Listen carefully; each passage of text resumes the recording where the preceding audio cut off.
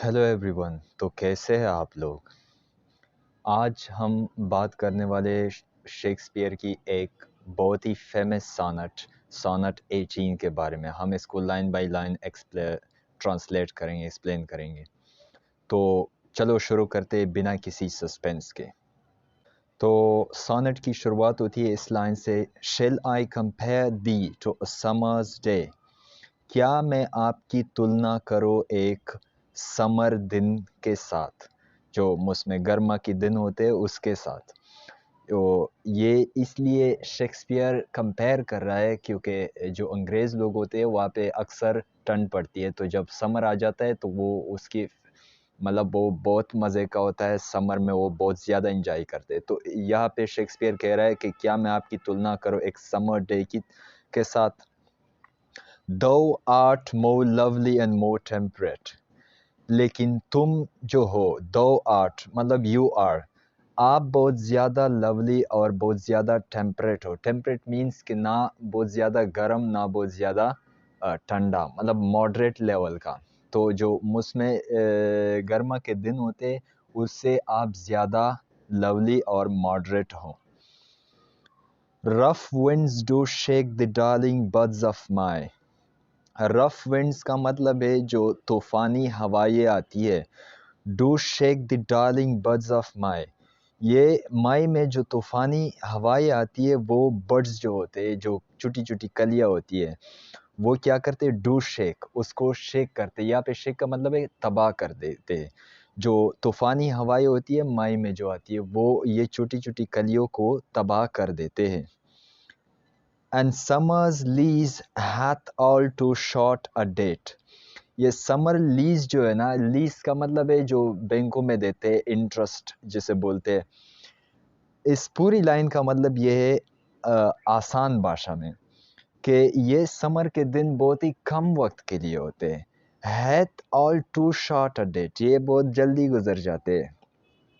तो इसका क्या मतलब है, अभी आगे लाइन में शेक्सपियर कहता है, sometime too hot the eye of heaven shines.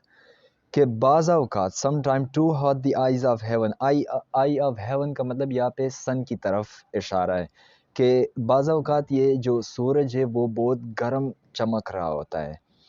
And often is his gold complexion deemed. लेकिन ऐसा वक्त भी आता है कि इसकी गोल्ड कम्प्लेक्शन जो स्ट्रक्चर होता है गोल्ड की तरह, वो क्या हो जाता है, डिम हो जाता है।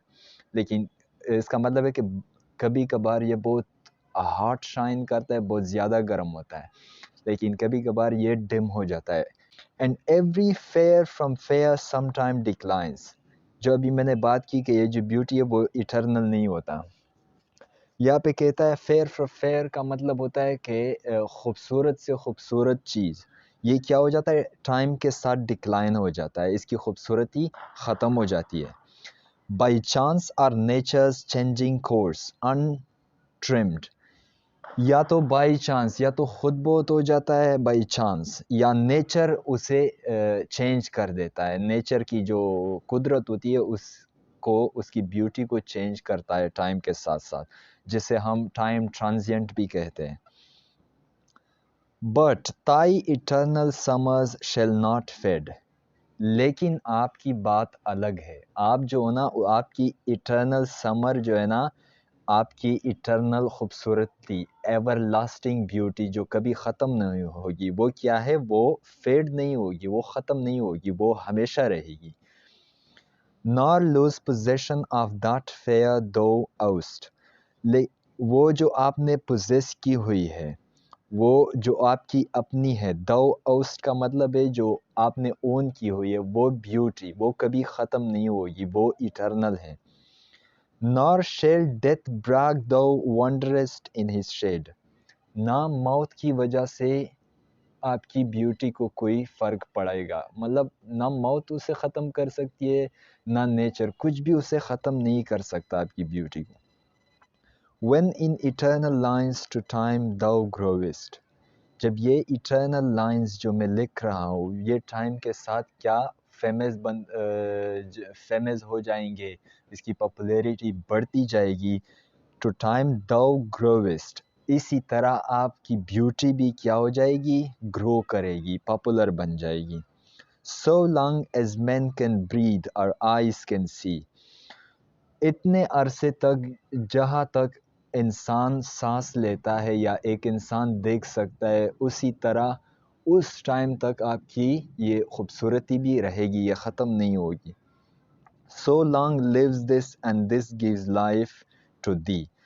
जितना लंबा ये पोइट्री, ये आर्ट जो है ना, ये रहेगी, लोग इसे पढ़ते रहेंगे, इसी तरह आपकी खूबसूरती भी क्या होगी, इटर्नल होगी। वो भी, उस खूबसूरती की भी लोग तारीफ़ करेंगे और उसे पढ़ते रहेंगे, वो कभी ख़त्म नहीं होगी, क्योंकि ये खूबसूरती इसी लाइंस में लिखा हुआ है। थैंक यू गाइस, मिलते हैं नेक्स्ट वीडियो में।